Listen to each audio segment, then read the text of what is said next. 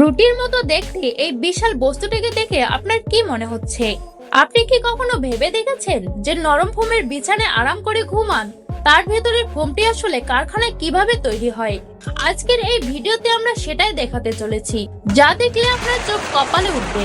তাই না কেটে শেষ পর্যন্ত দেখুন, কারণ এই ভিডিওটিতে এমন কিছু দেখানো হয়েছে যা আগে কখনোই দেখেননি। আর অবশ্যই চ্যানেলটি সাবস্ক্রাইব করতে ভুলবেন না। কারখানার ভেতরে এই জাদুকরী প্রক্রিয়াটি শুরু হয় বিশাল বিশাল ড্রামে রাখা তরল রাসায়নিক দিয়ে।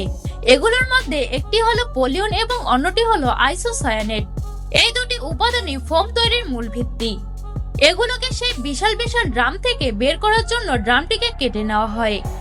এই তরল উপাদানগুলোকে অন্য আরেকটি ছোট ড্রামের মধ্যে ঢেলে দেওয়া হয়। এরপর ফোমকে রঙিন করার জন্য এর সাথে মিশানো হয় বিভিন্ন কেমিক্যাল যুক্ত রং। এই রংগুলোর কারণে ফোমগুলো দেখতে একদম আকর্ষণীয় হবে।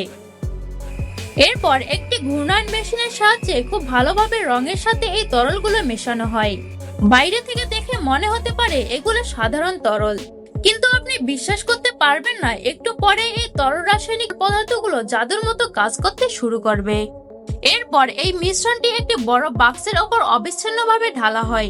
এই বাক্সটি চারপাশে খোলা বা বন্ধ করা যায়।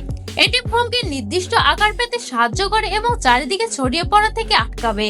শুরুতে এটি একটি পাতলা আঠালো তরলের মতো ছড়িয়ে পড়ে, কিন্তু এরপরে শুরু হয় আসল জাদু।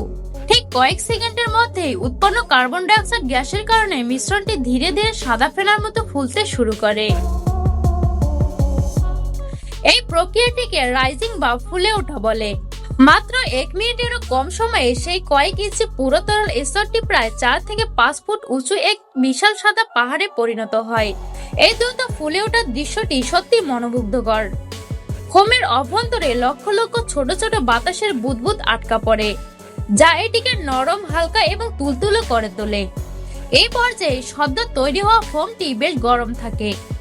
রাসায়নিক বিক্রিয়ার কারণে এর অভ্যন্তরীণ তাপমাত্রা উল্লেখযোগ্যভাবে বেড়ে যায়। এই তাপমাত্রায় ফোমটি বেশ নরম এবং স্থিতিশীল নয়, তাই একে তখন একটি বিশাল ঘরে নিয়ে যাওয়া হয় এবং কমপক্ষে 48 ঘন্টা পর্যন্ত ঠান্ডা হওয়ার জন্য রেখে দেওয়া হয়। এই কিউরিং পিরিয়ড বা ঠান্ডা হওয়ার ধাপটি অত্যন্ত গুরুত্বপূর্ণ, কারণ কিউরিং প্রক্রিয়া অসম্পূর্ণ থাকলে ফোনের গুণাগুণ খারাপ হতে পারে। পুরোপুরি ঠান্ডা বা স্থিতিশীল হওয়ার পর এই বিশাল ফোমের ব্লকগুলোকে কাটিং করার জন্য পাঠানো হয়। একটি বিশাল ধারালো ব্লেড দিয়ে এই শক্ত হয়ে যাওয়া ফোমের ব্লকগুলোকে মাখনের মতো মসৃণ ভাবে কেটে একদম নিখুঁতভাবে স্লাইস বা শীটে পরিণত করে। এই ব্লেডগুলো দিয়ে কাটার সময় এগুলোকে সঠিক মাত্রায় মাপা হয়, যাতে প্রতিটি ম্যাট্রেস বা সুপার ফোম একদম সঠিক দৈর্ঘ্য, প্রস্থ এবং পুরুত্বের হয়। এই কাটার দৃশ্যটি দেখলে আপনি মুগ্ধ হবেন, কারণ এত বিশাল ব্লকগুলো চোখের নিমেষে প্রয়োজনীয় আকারে পাতলা শীটে পরিণত হয়ে যায়। প্রতিটি শীট কাটা শেষ হলে সেগুলোকে অভিজ্ঞ কর্মীরা পুঙ্খানুপুঙ্খভাবে মান পরীক্ষা করেন। এই ধাপে ফোমের ভেতরে কোনো বড় ছিদ্র, ফাটল বা অন্যান্য ত্রুটি, ডিফেক্ট আছে কিনা তা যাচাই করা হয়। গুণমান নিশ্চিত হওয়ার পর এই ফোম শীটগুলোকে রোল করে বা বান্ডিল করে বাজারে পাঠানোর জন্য প্যাকিং করা হয়। এই ফোম শুধু বিছানার জন্য নয়, আমাদের জীবনে আরো অনেক জায়গায় মিশে আছে। গাড়ির সিটে আরামদায়ক ভ্রমণের জন্য যেমন এটি ব্যবহার করা হয়, তেমনি দুর্ঘটনায় আঘাত থেকে রক্ষা করতে হেলমেটের ভেতরেও থাকে এই বিশেষ প্যাডিং। এছাড়া ঘরকে শব্দমুক্ত রাখতে এবং সাউন্ড প্রুফিং করতে ফোম অপরিহার্য ভূমিকা পালন করে।